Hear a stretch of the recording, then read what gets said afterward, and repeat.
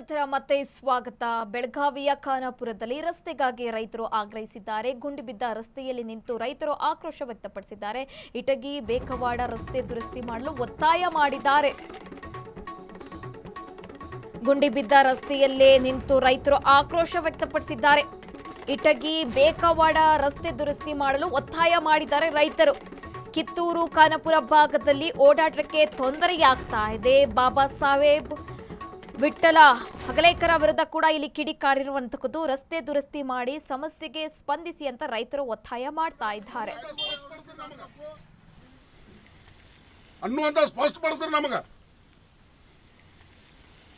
ಬೇರೆ ತಾಲೂಕೊಳಗ ಬೇರೆ ಶಾಸಕರವ್ರ ಬೇಕಾದಂತ ಕೆಲಸಗಳು ಮಾಡ್ಯಾರ. ನಿಮಗೇನು ಬ್ಯಾನ್ ಆಗೈತಿ?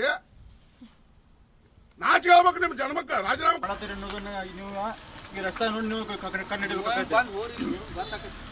ಯಾಕಂದ್ರೆ ನೀವು ನಿಮ್ಮ ಕಚೇರಿ ಒಳಗೆ ಇರ್ಬೋದು, ಇಲ್ಲಿ ನೀವು ರಸ್ತಾದ ಬಂದ ನಿಮ್ಗೆ ಗೊತ್ತಾಗತ್ತೆ ಯಾವ ರೀತಿ ಇಲ್ಲಿ ತಡ್ಕೊಳ್ ಬಿದ್ದಾವೆ, ಯಾವ ರೀತಿ ನಿಮಗೆ ಇಲ್ಲಿ ನೋಡ್ರಿ ಗಾಡಿಗಳು ಪೂರ ಇಲ್ಲಿ ಚಸಿ ಕಾಣ ಇದು ಒಂದ ಜಗದಾಗ ಅಲ್ಲದ. ಪ್ರತಿಯೊಂದು ಜಗದಾಗನು ಇದೇ ಟೈಪ್ ಆಗೈತಿ. ಗಾಡಿ ಹೆಂಗ್ ದಾಟಿಸ್ಬೇಕು?